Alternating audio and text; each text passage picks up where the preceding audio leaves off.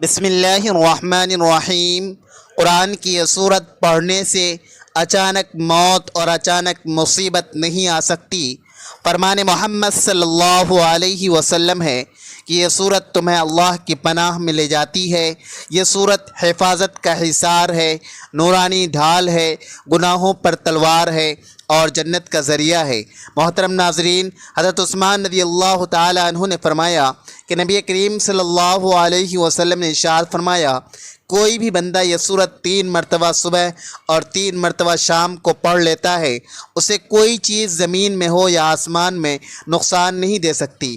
اس صورت میں ایک روحانی حصار ہے، ایک نورانی ڈھال ہے جو بندے کو جنات ہوں یا جادو ہو یا نظر بد ہو یا اچانک موت کا خوف ہو، حفاظت کرتی ہے۔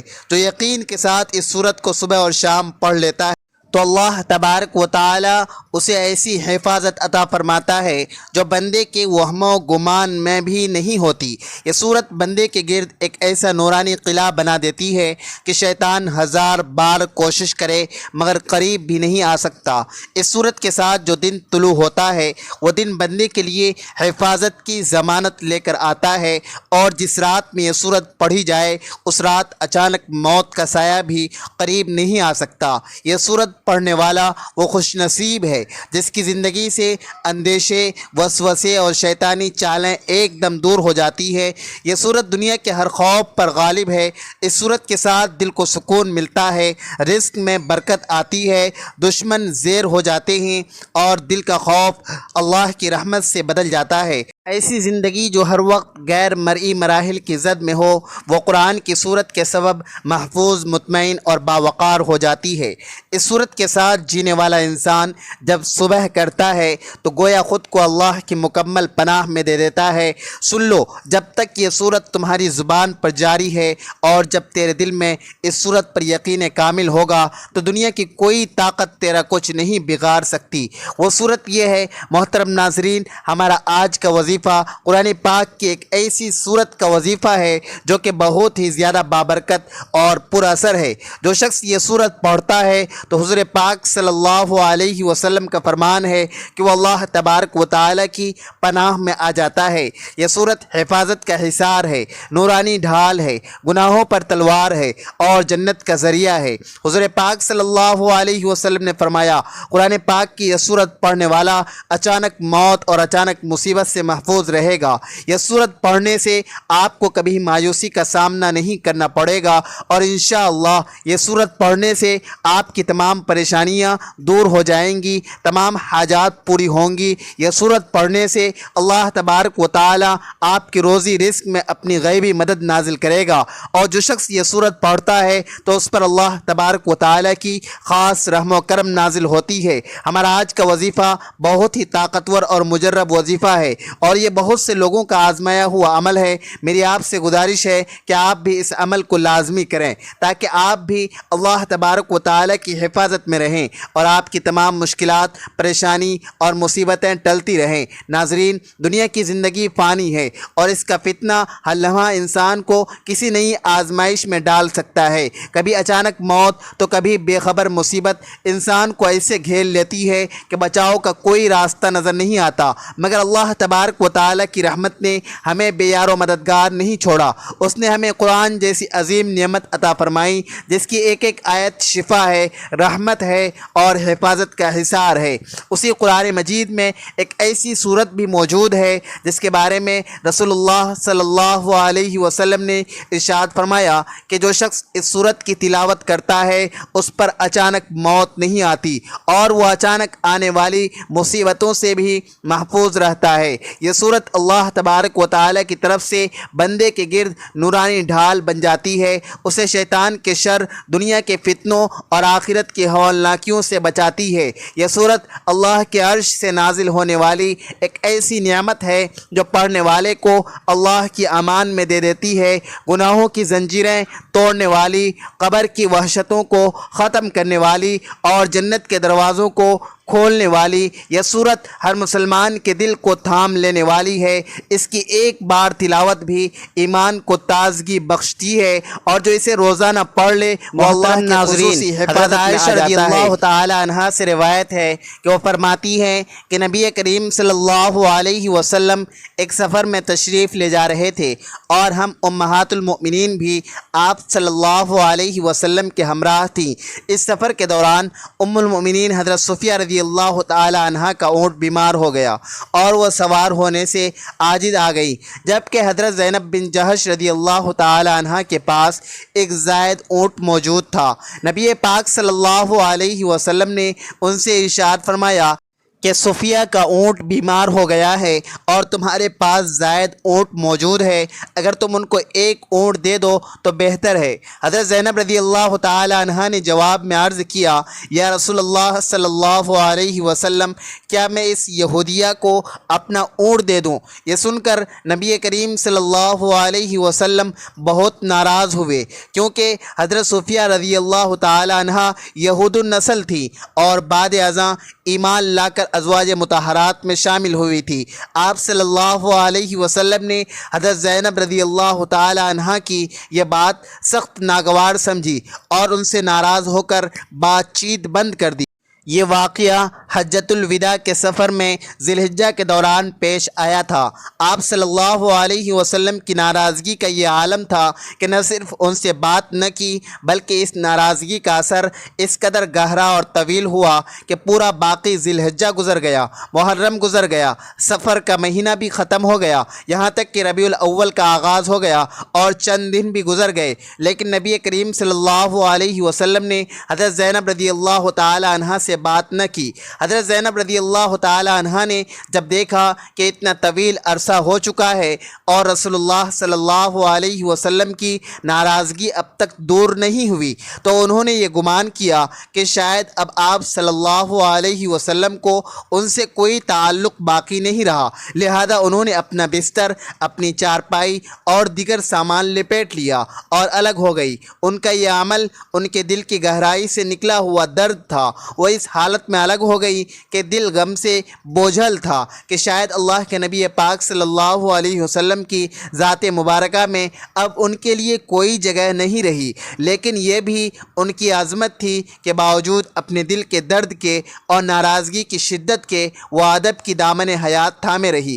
انہوں نے نہ کوئی شکوہ کیا، نہ فریاد کی، نہ کسی سے کچھ کہلوایا، بلکہ خاموشی کر کے رسول اللہ صلی اللہ علیہ وسلم کے فیصلے کے سامنے سر تسلیم خم کر کے خود کو الگ کر لیا۔ یہ واقعہ امت کو یہ سکھاتا ہے کہ نبی کریم صلی اللہ علیہ وسلم کی نگاہ میں الفاظ اور طرز تخاطب کس قدر اہمیت رکھتا ہے۔ ایک جملہ جو دل آزاری کا سبب بنے اللہ کے نبی پاک صلی اللہ علیہ وسلم کو ناگوار گزر سکتا ہے، اور یہ بھی کہ حضور اقدس صلی اللہ علیہ وسلم اپنے اخلاق میں اتنے بلند تھے کہ جب بھی کوئی ان کی رضامندی کا مستحق نہ رہتا تو اس کو اس انداز میں سمجھاتے کہ الفاظ کی سختی سے زیادہ عملی اظہار ناراضگی کا ذریعہ بنتی۔ اس واقعہ میں حضرت صفیہ رضی اللہ تعالی عنہا کی شان بھی نمایاں ہوتی ہے کہ وہ اگرچہ یہود النسل تھی، مگر ان کے ایمان اور کردار نے انہیں رسول اللہ صلی اللہ علیہ وسلم کے زوج مطہرہ کا مقام عطا کر دیا، اور نبی کریم صلی اللہ علیہ وسلم ان کی عزت کی حفاظت اس طرح فرمائی کہ ان کے حق میں کہی گئی ایک نازیبہ بات پر شدید ناراضگی کا اظہار فرمایا اور حضرت زینب رضی اللہ تعالی عنہا کے ساتھ تعلقات منقطع فرما دیے۔ اس سے یہ سبق ملتا ہے کہ ایمان لانے کے بعد کسی کی سابقہ حیثیت کو طعن و تشنیع کا نشانہ بنانا اسلام کی روح کے خلاف ہے، اور اللہ کے نبی کریم صلی اللہ علیہ وسلم کسی مومنہ کی توہین برداشت نہیں کرتے، خواہ وہ ابتدا میں کسی بھی قوم سے تعلق رکھتی ہو۔ رسول اللہ صلی اللہ علیہ وسلم نے اس واقعہ کے ذریعے اپنی امت کو یہ تعلیم دی کہ عزت ایمان سے ہے، نسب سے نہیں، اور تقوی ہی انسان کو اللہ کے نزدیک بلند مقام عطا کرتا ہے۔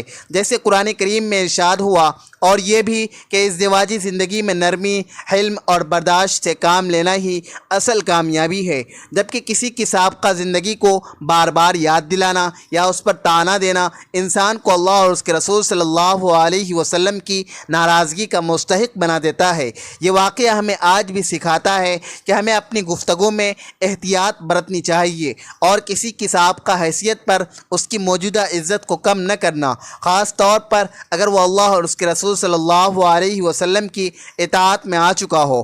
اور جب یہ واقعہ اپنی شدت کو چھو کر گزر چکا تھا تو نبی کریم صلی اللہ علیہ وسلم کی حیات طیبہ کا ایک اور واقعہ ہمیں اخلاق، اخوت، درگزر اور حکمت عملی کا بے مثال سبق دیتا ہے۔ یہ واقعہ حضرت سفیان بن امیہ رضی اللہ تعالی عنہ کا ہے، جو ابتدا میں اسلام کے سخت دشمن تھے۔ غزوہ بدر میں مشرکین کی طرف سے، غزوہ احد میں مسلمانوں کے خلاف لڑے، لیکن فتح مکہ کے موقع پر جب نبی پاک صلی اللہ علیہ وسلم فاتح کی حیثیت سے مکہ میں داخل ہوئے تو سفیان بن امیہ بھاگ کر سمندر کی طرف جانے لگے تاکہ کسی کشتی کے ذریعے ملک سے نکل جائیں۔ حضرت عمیر بن وہاب رضی اللہ تعالی عنہ نے حضور اقدس صلی اللہ علیہ وسلم سے سفیان کے لیے امان طلب کی تو آپ صلی اللہ علیہ وسلم نے فرمایا کہ وہ واپس آ جائے، ہم اسے امان دیتے ہیں۔ چنانچہ حضرت عمر رضی اللہ تعالی عنہ سفیان کے پیچھے گئے اور سمندر کے کنارے انہیں جا کر امان کا پیغام دیا، لیکن سفیان نے کہا مجھے کیسے یقین ہو کہ میں محمد صلی اللہ علیہ وسلم مجھے قتل نہیں کریں گے۔ حضرت عمیر نے کہا اللہ کے نبی پاک صلی اللہ علیہ وسلم کا وعدہ کبھی جھوٹا نہیں ہوتا۔ بالآخر سفیان واپس مکہ آئے اور کچھ وقت نبی کریم صلی اللہ علیہ وسلم کے ساتھ گزارا۔ ابھی وہ مسلمان نہیں ہوئے تھے، مگر نبی پاک صلی اللہ علیہ وسلم نے ان کے دل کو اسلام کی طرف مائل کرنے کے لیے ان کے ساتھ اس قدر سلوک اور احسان کا رویہ اپنایا۔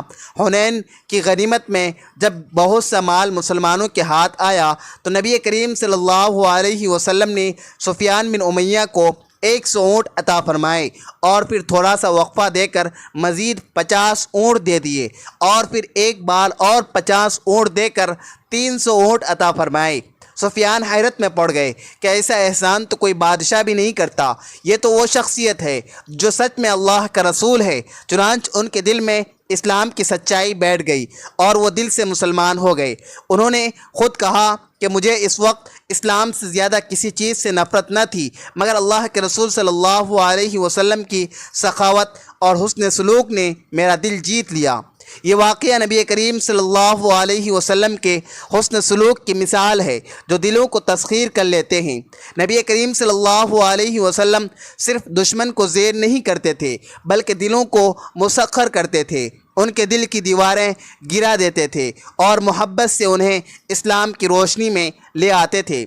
سفیان بن امیہ کا دل بدلنا کوئی آسان بات نہ تھی، مگر جب وہ رسول اللہ صلی اللہ علیہ وسلم کے قریب آئے، ان کے علم، ان کی شفقت اور ان کے وسعت قلبی کو دیکھا تو خود کہنے لگے کہ یہ دین تو سچ ہے اور اس کے نبی کا مقام وہ ہے جو اللہ کے نبی کا ہونا چاہیے۔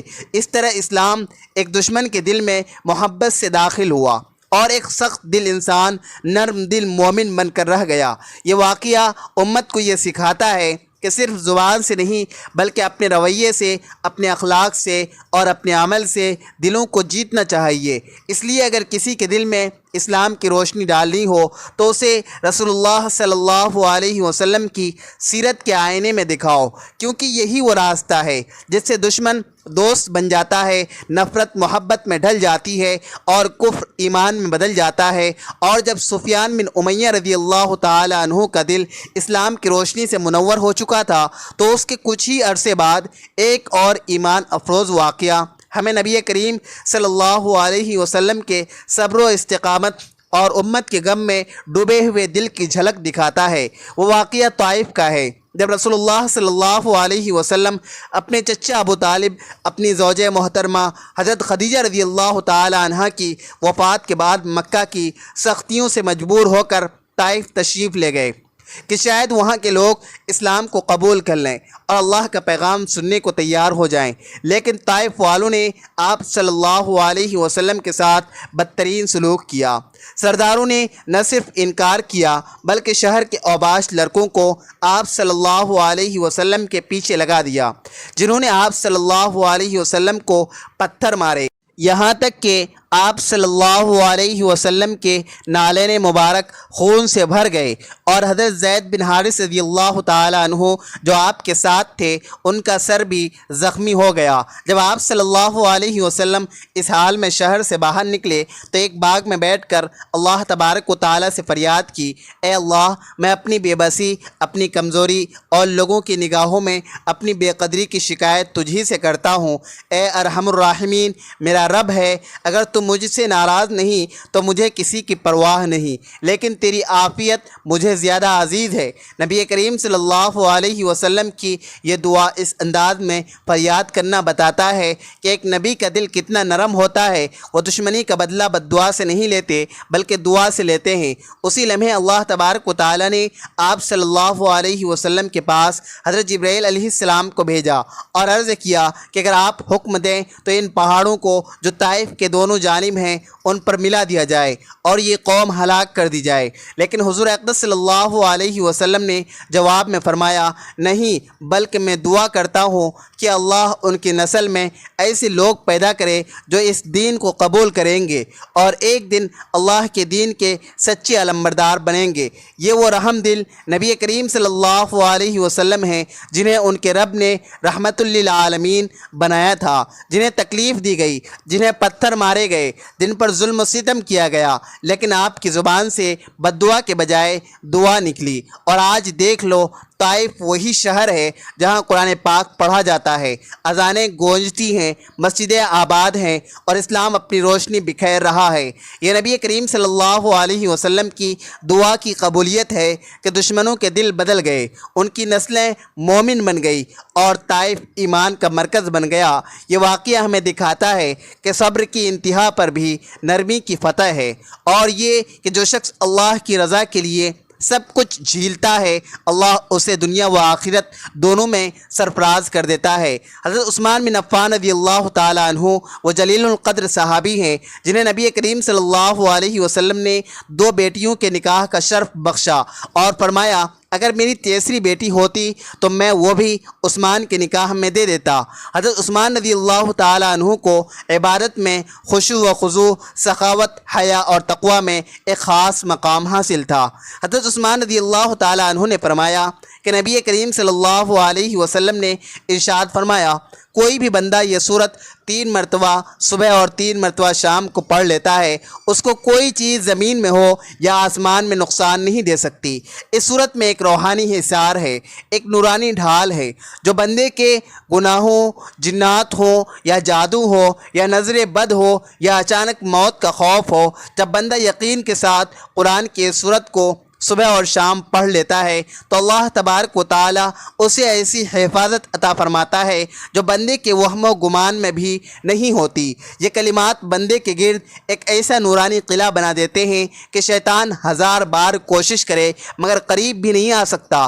اس صورت کے ساتھ جو دن طلوع ہوتا ہے وہ دن بندے کے لیے حفاظت کی ضمانت لے کر آتا ہے، اور جس رات میں یہ صورت زبان پر ہوگی اس رات اچانک موت کا سایہ بھی قریب نہیں آ سکتا۔ یہ سورت پڑھنے والا وہ خوش نصیب ہے جس کی زندگی سے اندیشے، وسوسے اور شیطانی چالیں ایک دم دور ہو جاتی ہیں۔ یہ سورت دنیا کے ہر خوف پر غالب ہے، اس کے ساتھ دل کو سکون ملتا ہے، رزق میں برکت آتی ہے، دشمن زیر ہو جاتے ہیں اور دل کا خوف اللہ کی رحمت سے بدل جاتا ہے۔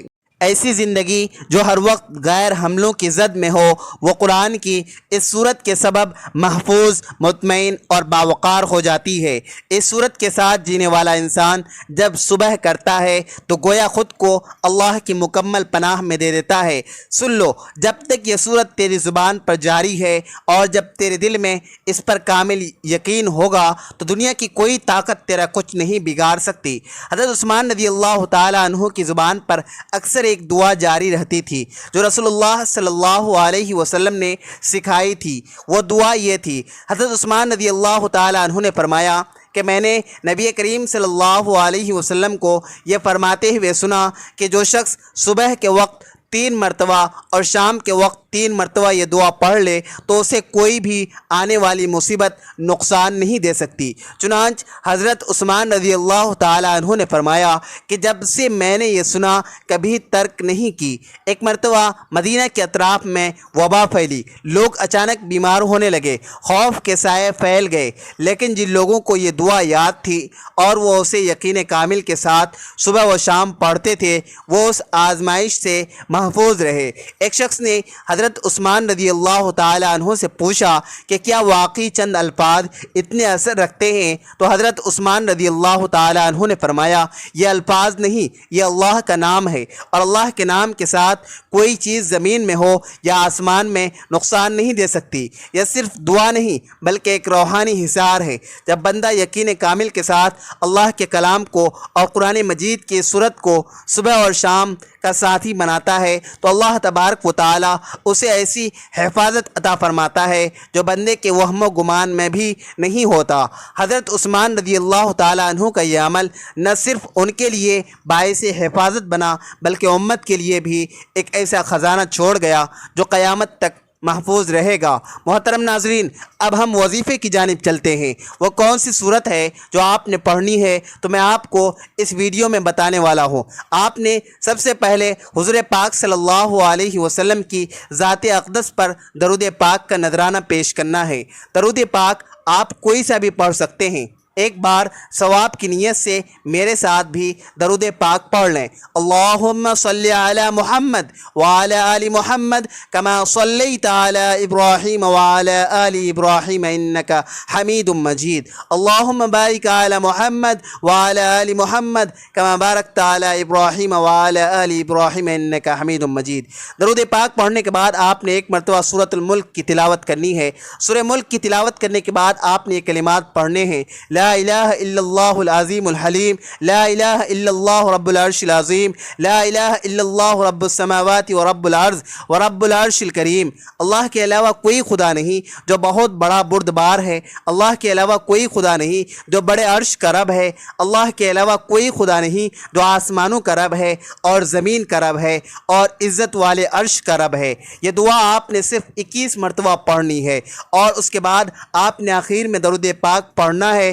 درود پاک پڑھنے کے بعد آپ نے اللہ تبارک و تعالی سے دعا کرنی ہے۔ انشاءاللہ اس عمل کی برکت سے آپ اللہ تبارک و تعالی کی حفاظت میں آ جائیں گے، آپ کی تمام پریشانی اور مصیبتیں ٹل جائیں گی، اور اس عمل کی برکت سے اللہ تبارک و تعالی آپ کو جنت میں اعلیٰ مقام عطا کرے گا انشاءاللہ۔ محترم ناظرین، اگر آپ کو بھی خبیث اثرات کا خوف ہے تو بس اس دعا کو اپنا لیں اور پھر دیکھیں اللہ تیرے لیے کیسے بند دروازے کھولتا ہے جنہیں تو نے کبھی سوچا بھی نہ ہوگا۔ یقین رکھ، بس اللہ کے نام پر اور اس کی پناہ مانگ۔ یا اللہ، ہمیں دین اسلام سے سچی محبت عطا فرما، ہمارے دلوں کو نور ہدایت سے بھر دے، ہمیں ہر شر، ہر خبیث، ہر وسوسے اور ہر خوف سے اپنی حفاظت میں لے، ہماری صبح ہماری شام اپنے ذکر سے روشن فرما، اور ہمیں اس کلمے کی برکت سے دنیا و آخرت کی سلامتی عطا فرما، آمین یا رب العالمین۔ ناظرین، دعا ہے کہ اللہ تبارک و تعالی میرا سنانا اور آپ کا سننا اپنی بارگاہ میں قبول فرمائے۔ ناظرین، اگر آپ کو آج کی ویڈیو اچھی لگی ہے تو ویڈیو کو لائک، شیئر اور اللہ تبارک و تعالی کے 99 ناموں میں سے کوئی ایک نام کمنٹ سیکشن میں ضرور ٹائپ کریں۔ اللہ تبارک و تعالی ہم سب کا حامی و ناصر ہو۔ ملتے ہیں اگلے ویڈیو میں۔ خدا حافظ۔